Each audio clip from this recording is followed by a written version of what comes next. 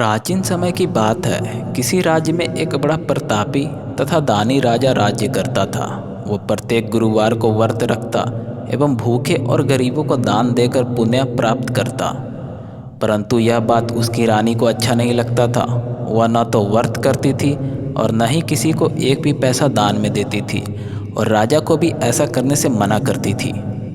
एक समय की बात है, राजा शिकार खेलने को वन को चले गए। घर पर रानी और दासी थी।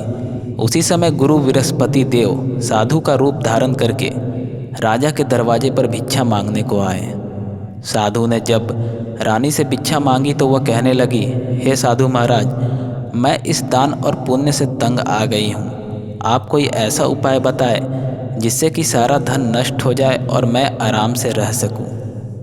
बृहस्पति देव ने कहा, हे देवी, तुम बड़ी विचित्र हो। संतान और धन से कोई दुखी होता है? अगर अधिक धन है तो इसे शुभ कार्य में लगाओ। कुंवारी कन्याओं का विवाह कराओ, विद्यालय और बाग बगीचों का निर्माण कराओ, जिससे तुम्हारे दोनों लोग सुधरे। परंतु साधु की इन बातों से रानी को खुशी नहीं हुई। उसने कहा, मुझे ऐसे धन की आवश्यकता नहीं है जिसे मैं दान दे दूं और जिसे संभालने में मेरा सारा समय नष्ट हो जाए। तब साधु ने कहा, यदि तुम्हारी ऐसी इच्छा है तो मैं जैसे तुम्हें बताता हूँ तुम वैसे ही करना। बृहस्पति के दिन तुम घर का गोबर से लीपना, अपने केसों को पीली मिट्टी से धोना, केसों को धोते समय स्नान करना, राजा से हजामत बनाने को कहना, भोजन में मांस मदिरा खाना, कपड़ा धोबी के यहाँ धुलने डालना। इस प्रकार 7 बृहस्पति करने से तुम्हारा समस्त धन नष्ट हो जाएगा। इतना कहकर साधु रूपी बृहस्पति देव अंतर ध्यान हो गए। साधु के कहे अनुसार करते हुए रानी को केवल 3 बृहस्पति ही बीते थे कि उसकी समस्त धन संपत्ति नष्ट हो गई। भोजन के लिए राजा का परिवार तरसने लगा। तब एक दिन राजा रानी से बोला, हे रानी, तुम यहीं रहो, मैं दूसरे देश को जाता हूँ, क्योंकि यहाँ पर सभी लोग मुझे जानते हैं, इसलिए मैं कोई छोटा कार्य नहीं कर सकता। ऐसा कहकर राजा प्रदेश चला गया। वहाँ वह जंगल से लकड़ी काट कर लाता और शहर में बेचता। इस तरह वह अपना जीवन व्यतीत करने लगा। इधर राजा के प्रदेश जाते ही रानी और दासी दुखी रहने लगे। एक बार जब रानी और दासी को 7 दिन तक बिना भोजन के रहना पड़ा तो रानी ने अपनी दासी से कहा, हे दासी, पास ही के नगर में मेरी बहन रहती है, वह बड़ी धनवान है, तो उसके पास जा और कुछ ले आ, ताकि थोड़ा बहुत गुजर बसर हो जाएगा। दासी रानी के बहन के पास गई। उस दिन बृहस्पति था और रानी की बहन उस समय बृहस्पति व्रत की कथा सुन रही थी।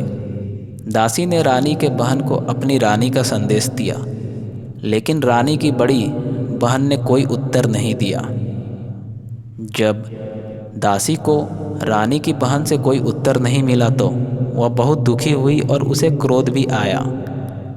दासी ने वापस आकर रानी को सारी बात बता दी। सुनकर रानी ने अपने भाग्य को कोसा। उधर रानी की बहन ने सोचा कि मेरी बहन की दासी आई थी, परंतु मैं उससे नहीं बोली, इससे वह बहुत दुखी हुई होगी। कथा सुनकर और पूजन समाप्त कर वह अपनी बहन के घर आई और कहने लगी, हे बहन, मैं बृहस्पति का व्रत कर रही थी। तुम्हारी दासी मेरे घर आई थी, परंतु जब तक कथा होती तब तक ना तो उठते हैं और न ही बोलते हैं, इसलिए मैं नहीं बोली। कहो दासी, क्यों गई थी? रानी बोली, बहन, तुमसे क्या छिपाऊं, हमारे घर में खाने तक को अनाज नहीं था। ऐसा कहते कहते रानी की आंखें भर आई। उसने दासी समेत पिछले 7 दिनों से भूखे रहने की बात अपनी बहन को विस्तार पूर्वक सुना दी। रानी की बहन बोली, देखो बहन, भगवान बृहस्पति देव सबकी मनोकामना को पूर्ण करते हैं। देखो, शायद तुम्हारे घर में अनाज रखा हो।